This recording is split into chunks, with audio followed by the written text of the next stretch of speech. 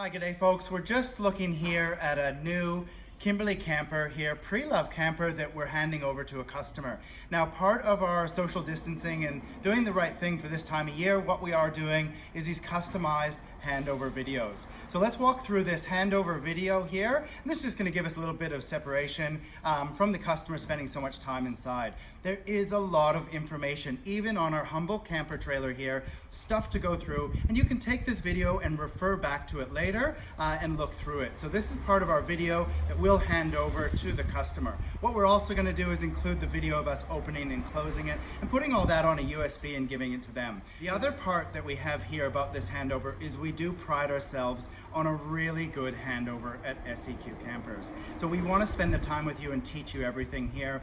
What we're going to do as a process moving forward is that you'll be able to watch this video, and then we'll do a quick walkover through the camper and make sure that any of your questions have been answered. So this is a bit about us, and we just wanted to share this with you as part of SEQ's new policy moving forward. So I'm going to run through you with this classic Kimberley camper, some of the features on here, and let's go and have a look.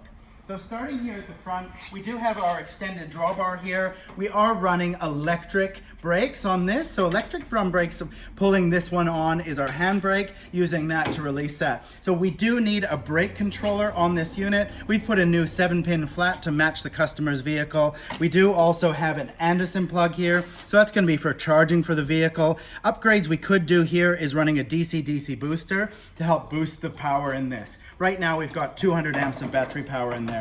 We're going to put the tray onto the vehicle, so you only have to bring your tongue along. We're going to put that on where the ball goes, and we'll hook that up with you. When you do hook up, we are always going to cross our chains, make sure our chains are crossed on there. We'll show you the jockey wheel when we do then set this up on the vehicle. We'll demonstrate the jockey wheel. We've got a little level there just to keep us honest when we're setting this up. On the front box here, we do have just a small 20-watt solar panel. We can plug additional solar panels into there through the Anderson plug. When we open up this front box, it is over center catches. So we pop those open. Mind your head that it doesn't come up and bump you in the head.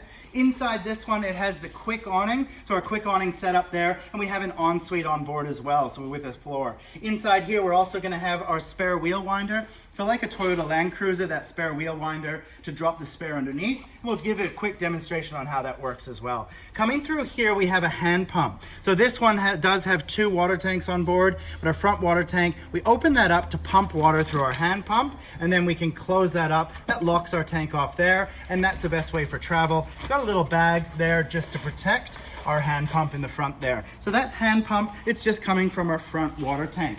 The 2 water tanks on board are going to be the 70-liter water tank and the 120 at the back. Now this one here, opening these blue catches, there's a little spring on the side, so they don't want to open. Press the spring to open that up. Mind your head that it doesn't come up and surprise you. And we're having a look in our front box here. Now with this one, with this type of control, we have the switches along here. First switch is going to be our front and side lights of the box. Middle switch is our kitchen, and then the last switch is our big pull-out bench. So we've got 1, 2, 3 for 1, 2, 3 switches. The next one here is our exhaust fan. So when we do run a fridge inside here, we've got merit plug power up there. We've got a fan and a filter running, and that little computer fan is just drawing heat away from the fridge. Anytime this is closed and it's hot in here is the time that we do want to have that fridge fan on. Next one's water pump. That's just going to be pump to our sink and shower. Last one here is hot water. Now here's the trick for hot water. Power on gives power to the little timer here. So power on, lights are flashing once to wake it up and once to get it started. So that second button did bring on the little flame button and the 30 minutes. That flame button will stay on, but you'll see that 30 minutes does disappear. That's just saving a bit of power on the timer. So flame is on, it's gonna take 5 minutes to get hot. Now, if I want to check the time, I can then just use the arrows, move it down minutes or up minutes, and we're just running it through there. So just remember, power on, flame twice. Once we have that 30 minutes in flame, we've got hot water. 5 minutes to get hot. It will then turn itself off after 30 minutes. So after 30 minutes, if we forgot about it, it turns itself off. The trick here is that when you do want to turn this off. We've just washed some dishes. Let's turn the diesel off. We're just gonna press that flame button again. The flame will disappear, the system will cycle down. Like any diesel unit, we don't wanna run the diesel on and then immediately turn it off. So please let it run for a few minutes or cycle it down to 10 minutes. Don't try and turn it off. The last one is don't turn it off just from this switch. If I turn it off there, it kills power in here and I end up with diesel in the lines. Next time I use it, it might be smoky. So we'll just let it run its system there. We'll show you it gets hot on the other side. The last one up here is my 2 water tanks. So I've got my gauge here. You can see that my front water tank is full. We flushed the back water tank out. So we've got 70 liters on these green dots here, 120 liters on the back tank. Each of those liters is going to be approximately 15 liters on that 70 liter tank. This one, each green dot will be approximately 25 liters. Last one here is my power monitor. Now we were sitting just above 12 volts here. This guy is turned on and we are drawing a fair bit of power getting those glow plugs running. So anything around that 12 volts is fine. These type of voltmeters read about half an amp or half a volt out of sync. So anything around that 12 is good. If I go down to this line where that 10 is there, at that black line where the 10 volts is, that is a low battery. So generally anywhere close to that, I want to think about getting on charge through the vehicle, through 240 power, or through a solar panel. So we're right now drawing a fair bit of amps, getting the glow plug going there. We'll see that kick up as soon as that starts ticking over. Last thing on my screen is going to be the Merit plug. We have little 12 volt plugs. We've got a couple of straps here for the front of the camper. Inside here, we've got a great place for sauce bottles. This little one here is going to be our keys. We've got a little SEQ Camper's flashlight on there for his and her flashlights and our water tank. So we'll show you how those keys work there. The next one here is our kitchen. So running through here, we've got our tabs on here. So we've got a tab that we're going to pull out there, just saying that we press that down. That's going to pull out. We can pull it all the way out till it clicks. Make sure it clicks and locks in. The last one here, what we've got is our little wok burner. Now we pull that out. It's 1 tab to pull that out. It's 2 tabs to put that away. Best trick for any of these slides is if I do push this down, if I can get in a habit to hold it down past halfway, it is never ever going to get caught. So sometimes you'll have an occasion where you might pull it out partly, you try and push it in and it gets caught. So best thing, hold it down halfway. 1 to pull away. Wok burner here does have click start, so it's click start on there. With this one happens to have the Sovereign Barbecue. So the Sovereign Barbecue does have a click start as well. Best trick there, it's click and push in, and I let the gas run for a minute or so, half a minute, then click it again, that'll fire up. We're firing up a big element under there. It does have this cast plate here, great little one. But if we wanted to boil some other items on here, we can put that in and use it as a standard cooker. So that little grill there is for a standard cooker. Take it out when you're not using. Using sausages, barbecue, great little cooking there, great little grease trap, all in there. So that's our little Sovereign Barbecue. Both happen to have a click start. With our typical 2-burner stove, we need a barbecue lighter to start.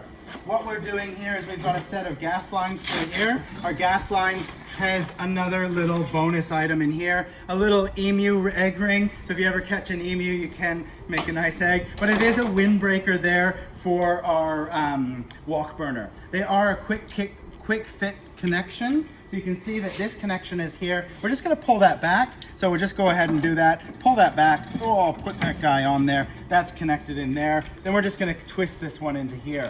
Now, quite often I'll put my gas bottle on there. I will then undo this, leave my gas lines there just for the evening, close it up, and then in the morning, coffee's ready. I just click on ready to go. So that's just a great little easy spot to put them. The gas lines are long enough to run to both bottles. And what we're doing there is they're gonna run to the other bottle underneath here, and the second one for that wok burner is underneath there. So the idea there for that, 2 cookers, 2 gas bottles. Again, this is a high pressure wok burner, and the other one is more of a standard pressure cooker. So we'll put that in there. This is our great split pantry. So in there we've got a great spot for big pots, pans, boxes of cereal. Split pantry, really easy to use. We'll just put this away. So again, 2 to go away. Hold my lever down past halfway, let it go, click in. Making sure it clicks in. So one thing there, you can see that I wiggle this and there's not a lot of play. If you have fridge slides and you grab them in the closed position and you notice that fridge slide has some play in it, please adjust it. right? For us, we pulled it all the way out here. If we don't have that play in it, there's a lot less chance of anything, any of those tabs getting any abuse. Now, a great little tip back here, this is just an insider's tip, is that to get that play out of there, I could put a pair of pliers on there, I could bend that forward, or I could put a bit of rubber on the back. Again, yellow handle, I'm pushing that yellow handle down, and I'm trying not to have any play in my fridge. Up here is a Merit plug, so we'll put a Merit plug in there for the fridge. That'll run the fridge in there. You can strap it down, the filter there. A filter, we've cleaned the filter here as part of the service. This one's all fully serviced, ready to go out. This guy here is our pole carrier running through there. There's all our camping poles. We've got 4 upright poles for our quick awning. We've got 2 poles and a spreader for our ensuite on the back, and 2 short poles and a spreader for our awning at the front. So the short poles and spreader on top, those are the first things I'll get out, easy to use. Pole carrier goes back in there. So the other 2 poles are on the bed. There is some room in there for some more poles, but I've got a couple on the bed. Here we go, our kitchen. So if we've taught you 3 things over this video, the 3 things that we really want to teach are the hot water, the kitchen, and closing the camper. So this one here for the kitchen is our little square drive key. It's got a little arrow on it. It's gonna be sitting up there on that angle. It wants to travel 90 degrees, so arrow's pointing up right now. If I can't turn that very easily, if that's hard to turn, I'm gonna use my hip and I'm gonna push against it. You can see I'm pushing pressure on the seal and I'm turning that into the body. I'm gonna give that a nice turn. It's now down into the body. Same with this one at the front. It's pointing up. It travels 90 degrees and goes out to the body. So the 2, like duck feet, we're just going out to body there. So those are now locked. Triple check, use a square drive key. The kitchen must be locked before we travel. You jump in the car, say, hey, have we locked the kitchen? Please double check that. This little black one will not lock the kitchen. So we're just gonna undo this now. Again, I'm pushing with the key or pushing with my hip. Pushing, take some pressure off, open that up. It's now sitting in there quite locked with that little plastic tab. But all I do, give it a twist. You can see that plastic tab there won't actually hold anything. It just keeps the squirrels out when you want to put it away at the end of the day. So this is my big locking tab there, so make sure we are using that tab there when we lock the kitchen. So we pulled this out. I've clicked it until it locks in. I do happen to have the lights on, and this one has the underbench drawer. So we pull that out, and we've got 1 tab here, which pulls that out, locks that in. To put it away is 2 little finger biters. There are 2 little springs here, so I'll grab those 2 springs on either side to put that away. So again, until it's locked in. So 1 tab here to pull that out. We've got our 2 little tea towel holders there. That's out there. We've got our lights here. And just remembering that our lights were front lights, kitchen lights, and this is our light control for there. So number 3 is doing that one there. A quick look through the kitchen. This one has been lined with carpet, so we've got 2 big drawers there. They do have soft close on them, but we do have to make sure we latch them at the end. Little magnets hold these guys in. We've got our cutlery drawer there and our spares drawer there. So again, if you find those hard to pull, that's just because there's a magnet at the back.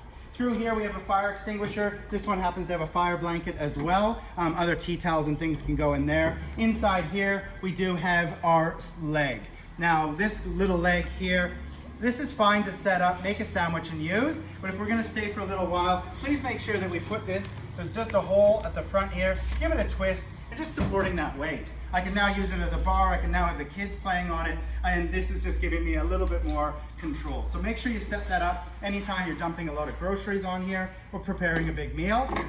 Using that is a great one there. We've got through here our cold and hot water. We can fill a bucket up out there. Our hot water's running through the diesel hot water system. So we'll just sneak this guy away. So I'm just gonna go, again, 2 little finger biters in there, putting that away, making sure it's clicked in underneath. Can we just have a look on this side? See the location here, I'm just grabbing it with my thumb. I'm just holding it down to halfway. It'll never get caught past halfway. Then we can close it all the way up. The little black one has clicked in there. I'll just turn the lights off while I remember, and I'm just gonna lock my kitchen.